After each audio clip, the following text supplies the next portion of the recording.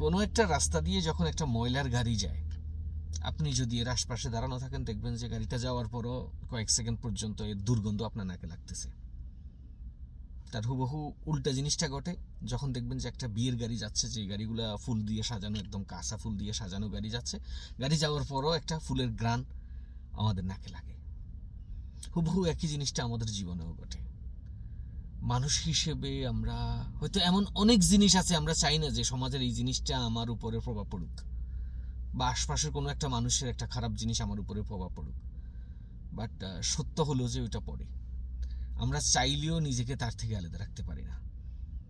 আপনি চাচ্ছেন না ময়লার গাড়ির দুর্গন্ধটা নিতে বা আপনার নাকে লাগুক, কিন্তু এটা লাগতেছে। একই জিনিস ব্যক্তি জীবনে, পারিবারিক জীবনে, সামাজিক জীবনেও আমাদের উপরে পড়ে।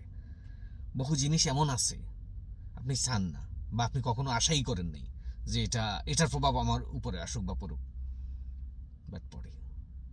We don't have choice.